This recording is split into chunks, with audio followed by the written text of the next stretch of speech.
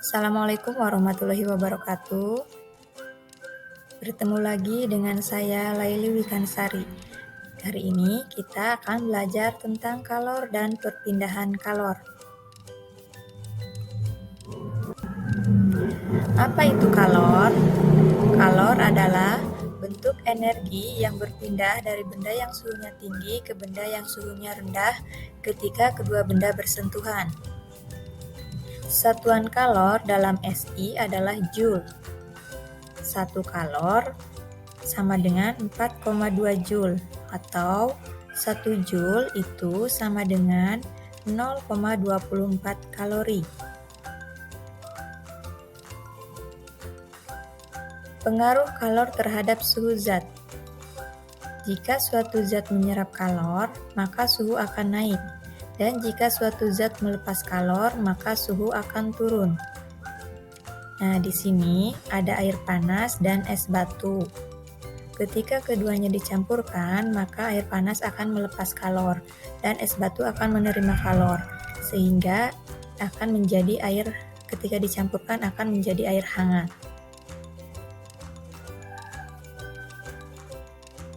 Jumlah kalor yang diserap atau dilepaskan oleh suatu zat adalah Q sama dengan C dikalikan M dikalikan delta T, di mana Q itu adalah jumlah kalor, satuannya Joule atau kalori.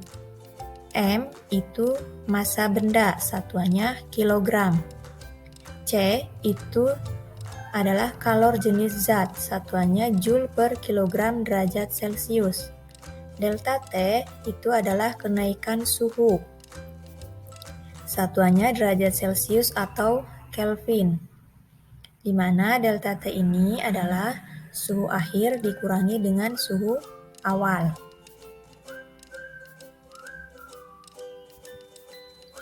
Nah, di sini ada contoh soal. Berapakah kalor yang diperlukan untuk mendidihkan 1 kg air jika suhu awalnya 25 derajat Celcius sampai 100 derajat Celcius dan kalor jenis air 4,2 kali 10 pangkat 3 Joule per kilogram derajat Celcius. Nah, untuk menjawabnya kita tulis dulu apa yang diketahuinya di sini. Tadi masanya sama dengan 1 kg. Kalor jenisnya 4,2 kali 10 pangkat 3 Joule per kilogram derajat Celcius. Suhu awalnya 25 derajat Celcius. Suhu akhirnya 100 derajat Celcius, sehingga kita bisa mencari delta T dengan suhu akhir dikurangi suhu awal. Tadi suhu akhirnya 100 dikurangi suhu awalnya 25, sehingga delta T-nya menjadi 75. Nah, di sini tadi yang ditanyakan adalah Q-nya atau jumlah kalornya. Kita bisa memakai rumus Q sama dengan M dikalikan C dikalikan delta T. Tadi kita masukkan masanya 1 kg, kalor jenisnya 4,2 kali 10 pangkat 3 Joule per kilogram derajat Celcius. Delta T-nya 75 derajat Celcius. Sehingga dari sini kita bisa mengalikannya. Hasilnya menjadi 315 kali 10 pangkat 3 Joule.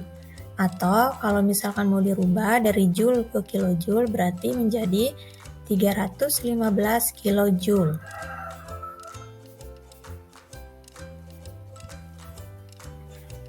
Kalor jenis.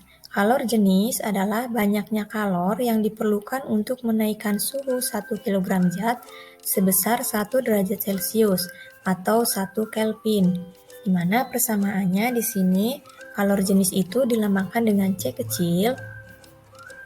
C sama dengan Q dibagi M dikalikan delta T,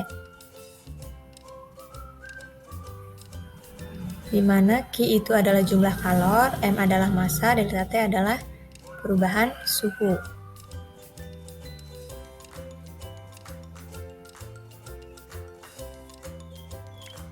Kapasitas kalor. Kapasitas kalor adalah kemampuan suatu zat menyerap kalor untuk menaikkan suhunya menjadi 1 derajat Celcius lebih tinggi. Nah, di sini persamaannya untuk kapasitas kalor itu adalah C besar. Kalau tadi kalor jenis itu C-nya kecil, kalau kapasitas kalor C-nya besar. C sama dengan Q dibagi delta T. Atau C sama dengan M dikalikan C. C di sini, C besar adalah kapasitas kalor satuannya Joule per derajat Celcius. Kita bisa memakai persamaan yang pertama atau yang kedua, tergantung nanti di contoh soalnya. Yang diketahuinya apa, terus yang ditanyakan apa. Selanjutnya di sini ada contoh soal. Sebatang besi bermasa 5 kg. Akan dinaikkan suhunya sebesar 10 Kelvin. Jika kalor yang dibutuhkan sebesar 20 kJ, berapakah kalor jenis dan kapasitas kalornya? Nah, untuk menjawab ini kita tulis dulu yang diketahuinya tadi masanya 5 kg, delta T-nya 10 Kelvin, Q-nya kalornya 20 kJ. Nah, di sini 20 kJ bisa kita rubah menjadi Joule dikalikan 1000 sehingga menjadi 20.000 Joule. Nah, untuk menjawab yang pertama, yang kalor jenis, kita bisa menggunakan rumus C sama dengan Q dibagi M dikalikan delta T. Q-nya di sini tadi kita masukkan 20.000 dibagi masanya 5, delta T-nya 10. Nah, yang bawah ini kita kalikan dulu. 5 kali 10 sama dengan 50. Sehingga 20.000 dibagi 50 itu sama dengan 400 Joule per kilogram Kelvin. Ini untuk kalor jenisnya. Nah, bagaimana untuk kapasitas kalornya? Kapasitas kalor, karena kita tadi sudah mencari kalor jenisnya, sudah diketahui kalor jenisnya, maka untuk kapasitas kalor kita menggunakan rumus yang C sama dengan M dikalikan C. Masanya tadi 5 kg, kalor jenisnya 400, sehingga kita kalikan menjadi 5 kali 400 sama dengan 2000 Joule per Kelvin.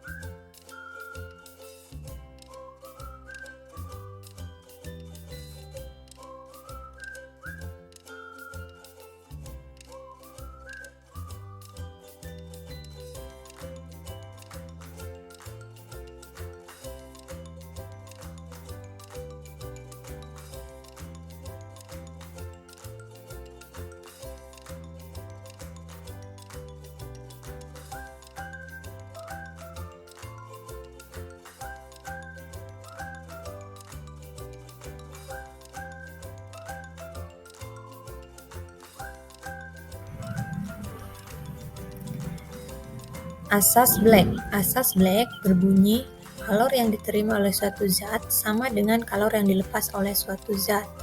Di mana di sini persamaannya Q lepas itu sama dengan Q yang diterima.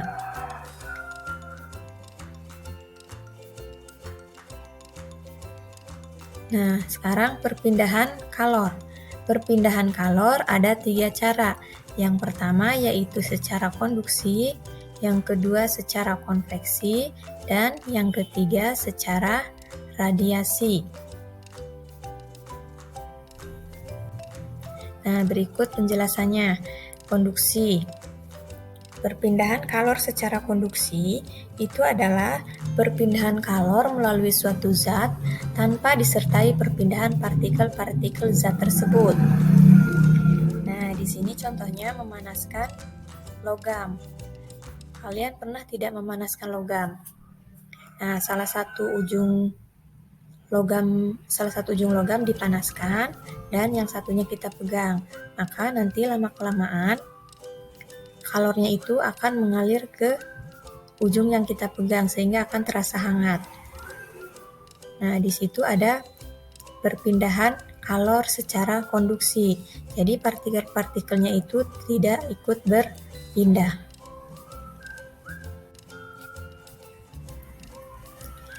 Penghantar kalor yang baik disebut dengan konduktor. Contohnya besi, baja, tembaga, seng, dan aluminium atau jenis logam yang lainnya. Nah, ini adalah contoh-contoh penghantar kalor yang baik atau yang disebut dengan konduktor.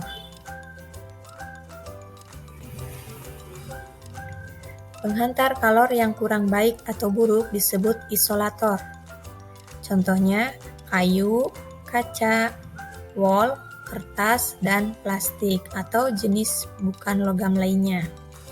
Ini adalah penghantar kalor yang kurang baik atau disebut dengan isolator.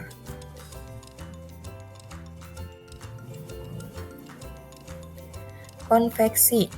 Konveksi adalah perpindahan kalor melalui zat disertai perpindahan partikel-partikel zat tersebut. Konveksi terjadi karena perbedaan massa jenis zat. Konveksi terjadi dalam zat cair dan gas. Nah, di sini contohnya ketika merebus air,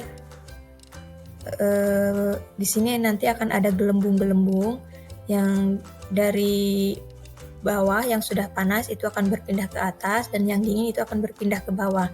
Nah, sehingga di sini partikel-partikel zatnya itu ikut berpindah. Ini adalah contoh dari konveksi.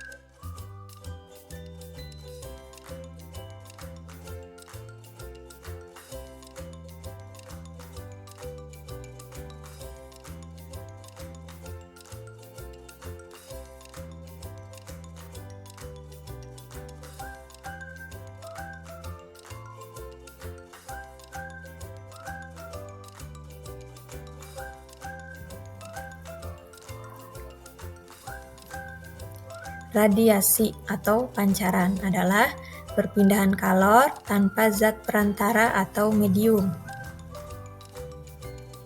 Contohnya, sinar matahari sampai ke bumi melalui radiasi. Nah, kita bisa merasakan hangatnya sinar matahari. Jadi, pancaran sinar matahari itu sampai ke bumi tanpa melalui zat perantara atau tanpa medium.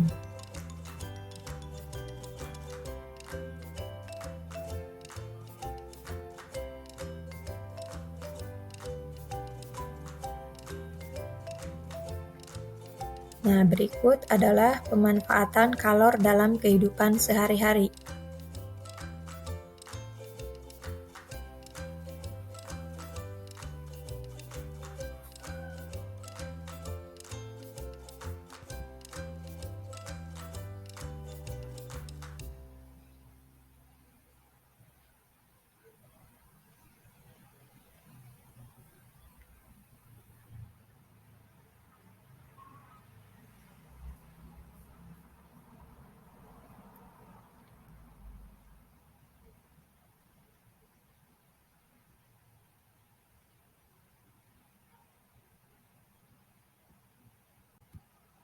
Baik, sekian penjelasan dari saya tentang kalor dan perpindahan kalor.